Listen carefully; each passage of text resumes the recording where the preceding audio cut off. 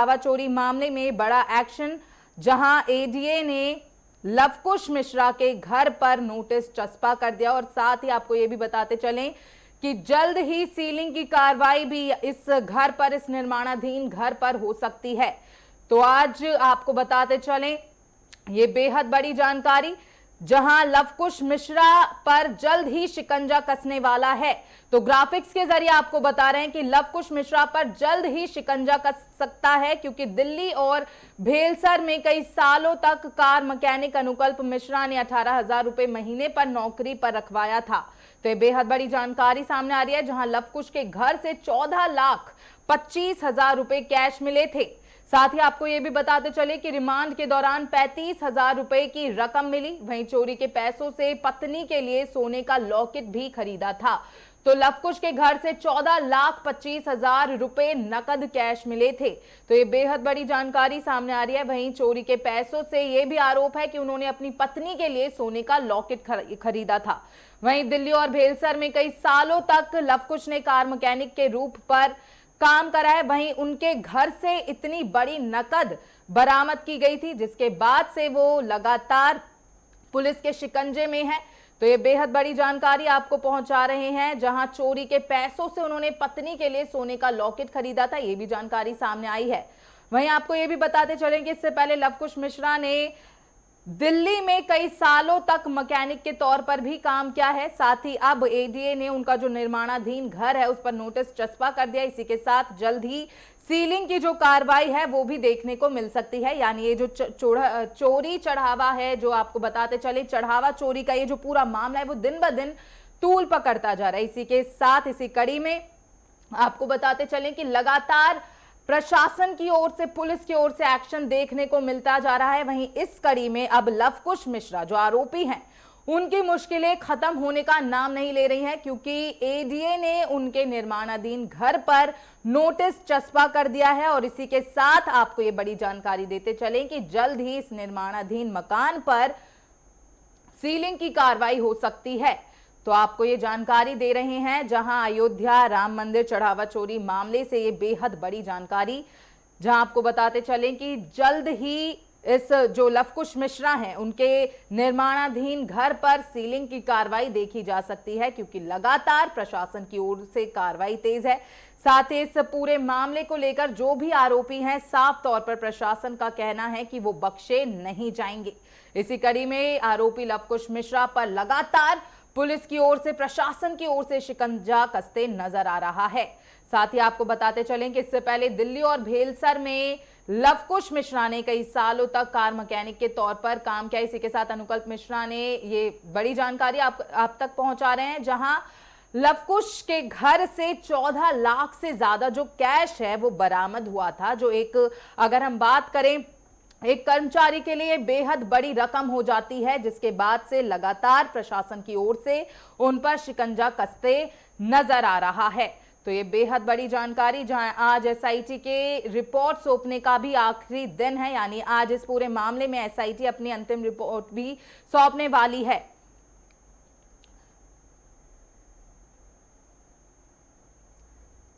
तो ये बड़ी जानकारी, जहां आपको ये भी बताते चलें कि आज इस पूरे मामले को लेकर एसआईटी जो है वो आज अपनी रिपोर्ट भी सौंप सकती है, और इसी के साथ कई बड़े खुलासे इस पूरे मामले को लेकर हो सकते हैं। साथ ही आपको ये भी बताते चलें, जो आरोपी लवकुश मिश्रा है उनकी जो मुश्किलें हैं वो खत्म होने का नाम नहीं ले रही है, क्योंकि एडीए ने साफ तौर पर बड़ा एक्शन एडीए की ओर से देखने को मिला है। आपको बताते चले कि उनका जो निर्माणाधीन मकान है उस पर नोटिस चस्पा कर दिया गया है, और इसी के साथ आने वाले दिनों में जल्द ही जो सीलिंग की कार्रवाई है वो भी देखने को मिलेगी। और इस खबर पर ज्यादा जानकारी के साथ हमारे प्रमुख संवाददाता अनूप हमारे साथ जुड़ चुके हैं। तो अनूप, देखिए बहुत बड़ी जानकारी सामने आ रही है, क्योंकि लगातार लवकुश मिश्रा की जो मुश्किलें हैं वो थमने का नाम नहीं ले रही हैं, और एडीए ने भी नोटिस चस्पा कर दिया है। तो इसको लेकर क्या कुछ जानकारी? देखिए, चंदा चोरी चढ़ावे वाले मामले में लगातार पुलिस अपनी जांच बढ़ा रही है, और लगातार आपने देखा जहां एसआईटी पूरे जांच की को लेकर परत खुलासा कर रही है, और उसी साक्ष्य इकट्ठा कर रही किस तरीके से पूरी घटना को अंजाम दिया गया। एक लंबे समय से ये चंदा चोरी होता रहा, और ये तमाम जो आरोपी हैं ये बंदर बांट करते रहे। लोकुश मिश्रा ही नहीं बल्कि उसमें तमाम, चाहे टिन्नू यादव की बात करें या फिर तमाम और उनके साथी और सहयोगी रहे हैं, उन पर भी कहीं ना कहीं जांच का जो दायरा है वो लगातार बढ़ता जा रहा है। एसआईटी, इनके रिश्तेदार हैं, इनके करीबी हैं, इनके संपर्क पे आने वाले लोग, सब पर कहीं ना कहीं जांच एजेंसियां निगाह बनाए हुए हैं। स्थानीय जो पुलिस आपने एसआईटी का मामले जिक्र की किया, रिपोर्ट, तो देखिए अनूप, खबरें ये भी सामने आ रही हैं कि जो एसआईटी है उसका रिपोर्ट सौंपने का आज आखिरी दिन है, तो इसको लेकर क्या कुछ जानकारी सामने आ रही है?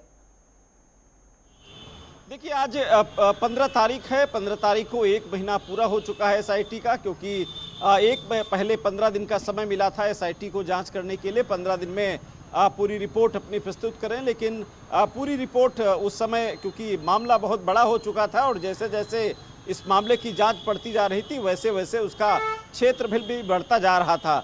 उसके लिए एसआईटी ने समय मांगा था सरकार से। सरकार ने 15 दिन का समय दिया था, यानी आज वो 15 तारीख हो गई, पूरी होने वाली है कि आज का समय, पूरा 1 महीना जो निर्धारित समय था एसआईटी को वो पूरा हो चुका है।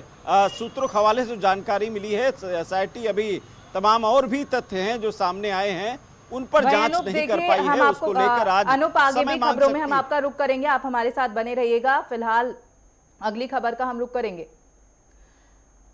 तो आपको बताते चले एक और बड़ी खबर राम मंदिर चढ़ावा चोरी मामले से जुड़ी, जहां सूत्रों के हवाले से बेहद बड़ी खबर सामने आ रही है। एसआईटी को दिया गया समय आज खत्म हो गया है, आज रिपोर्ट नहीं सौंपेगी एसआईटी। तो सूत्रों के हवाले से बेहद बड़ी जानकारी आपको बता रहे हैं। अंतिम चरण में एसआईटी की जांच, जहां आपको बताते चलें कि एसआईटी का जो समय था वो आज खत्म हो गया। इसी के साथ सूत्रों के हवाले से ये बड़ी जानकारी सामने आ रही है, जहां एसआईटी आज अपनी जांच रिपोर्ट नहीं सौंपेगी। तो ये बेहद बड़ी जानकारी इस पूरे मामले से जुड़ी, जहां और इसी के साथ फिर से एक बार हम अनूप का रुख करेंगे।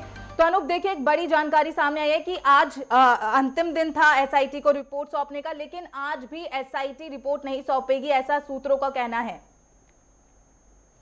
बिल्कुल सही बात है। एसआईटी इस पूरे मामले पर पूरी पारदर्शी तरीके से इसकी जांच कर रही है और ये जैसे जैसे जांच कर रही है वैसे वैसे उसका क्षेत्रफल भी लगातार बड़ा होता जा रहा है।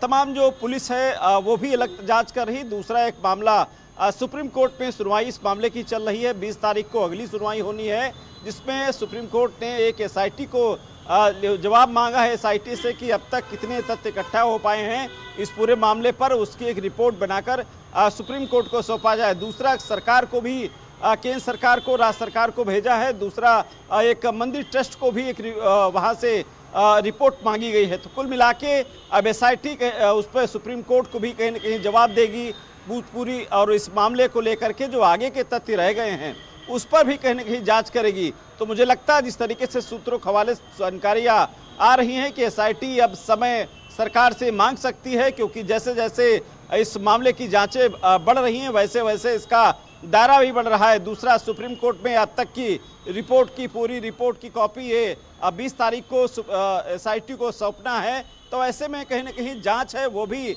सुप्रीम कोर्ट के साथ साथ जो अन्य जो जांचें बची हैं उस पहलुओं पर भी कहीं न कहीं सुप्रीम कोर्ट इस पर पहलुओं की जांच मांगेगी। दूसरा, एसआईटी जैसे जांच कर रही है वैसे पुलिस भी अपनी लगातार जांच बढ़ा रही है। देखिए, तमाम जो आरोपी हैं वो उनको रिमांड पर लिया गया है। उनके रिमांड पर लेने के बाद उनसे कई पहलुओं पर उनकी पूछताछ की जाएगी कि किस किस तरीके से वो पैसा वहाँ चंदा चोरी में बांटा जाता था, वो कहाँ आता था, कैसे रखा जाता था और कौन उसको निगरानी में रखता था और कैसे किस किस तरीके से किसका शेयर लगता था और किसकी जानकारी में था और कब से पूरा गोर धंधा चला रहा था।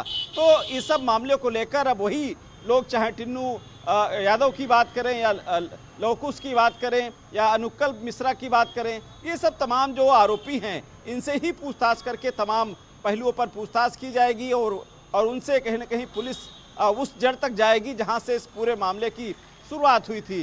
कुल मिला के मुख्यमंत्री योगी आदित्यनाथ ने जैसा कहा था, इस पूरे मामले में कोई भी दोषी बख्शा नहीं जाएगा और यही आपने देखा होगा कि लगातार जैसे जैसे जांच का शिकंजा बढ़ रहा है वैसे वैसे आरोप भी तय हो रहे हैं और आरोपियों पर कार्रवाई भी लगातार तय हो रही है। जैसे इनकी संपत्तियों की जांच हो रही है, संपत्ति में जो भी अवैध रूप से पाया जा रहा है अनुकूल मिश्रा की हम लोग बात करते हैं। अनुकूल मिश्रा को अयोध्या विकास प्राधिकरण उसको नोटिस दे चुका है, क्योंकि उसका मकान है वो अवैध तरीके से बना है। तो कुल मिला के ये जितने भी आरोपी हैं, इसमें से कोई नहीं बचने वाला है, सब पर कार्रवाई होगी। जो भी उनकी संपत्ति और इस वहीं देखिए राम मंदिर जांच में ना एक खुलासा ये भी हुआ है कि जो चंपत राय हैं उनकी निगरानी को लेकर भी बहुत सारे सवाल जांच रिपोर्ट में सवाल किए गए हैं, तो उसको लेकर क्या कुछ जानकारी आ रही है? देखिए, इसमें चंपत राय ही नहीं, तमाम चाहे अनिल मिश्रा की बात करें या कई ट्रस्ट के और लोग थे, वो उनकी गलतियां इस ट्रस्ट में जिस तरीके से एसआईटी जांच में भी दिखाया गया है कि ये कहीं ना कहीं इनकी निगरानी में कमी आई है। इनकी निगरानी के जो सिस्टम था वो ढीला ढवाली की वजह से इतनी बड़ी चोरी होती रही। चोर या राम मंदिर चंदा को ले जाकर अपने घर में रखते रहे और इस पूरी जो ट्रस्ट को कहीं ना कहीं इस पे भनक नहीं लगी। ये इसका मतलब साफ साफ है कि कहीं ना कहीं ये तमाम जो ट्रस्ट के जो पदाधिकारी थे, वो चाहे चंपत राय की बात करें या फिर अनिल मिश्रा की बात करें, ये सब तमाम जो लोग थे इनकी कहीं ना कहीं ढीला ढवाली रही है। यानी कहीं ना कहीं इस अगर पूरे या समझिए कि जिस तरीके से महाभारत में एक जिस तरीके से वहाँ पर द्रौपदी का चीर हुआ था और राजा वहाँ पर देखते रह गए थे, जिस तरीके से वहाँ पर कि अंधे का एक नाटक किया था कि अंधे थे, तो वो कहीं ना कहीं रजत यहाँ पर भी दिखता है कि ये तमाम चंपत राय, अनिल मिश्रा, इस पूरे मामले की जब जानकारी मिली तो पहले इसको छुपाते रहे। छुपाने के बाद आपने इनका बयान भी देखा होगा, चंपत राय किस तरीके से बयान आया था उनका कि इसी प्रकार की जो जानकारी मिली है, ऑडिट चल रहा है। तो ये कहीं ना कहीं इनकी जो चोरी को छुपाने के लिए, किसी को बचाने के लिए ये तमाम जो गड़बड़ियां हुई हैं और उन पर आरोप भी कहीं ना कहीं सिद्ध हुए हैं और इन लोगों ने अपने आरोप को स्वीकारा है। तो मुझे लगता है एसआईटी जब पूरे मामले की जांच करेगी, उसके बाद किस पर कितना आरोप तय होगा सरकार तय करेगी और कानून इस पे एक बड़ी कार्रवाई करेगी, क्योंकि आने वाले समय में एक कड़ा कानून बने, एक कमेटी जो बने वो भी पारदर्शी हो, पारदर्शी के साथ साथ उसका जो सिस्टम हो, हर दिन का ऑडिट हो और उसकी रिपोर्ट तैयार की जाए, वो भी एक जिम्मेदार अधिकारी तक समय ही बताएगा और आने वाली एसआईटी की रिपोर्ट ही तय करेगी कि आगे क्या कुछ बड़ी कार्रवाई इस पूरे मामले में हो सकते हैं। बहरहाल जो आपने जानकारी साझा की उसके लिए आपका बहुत बहुत धन्यवाद।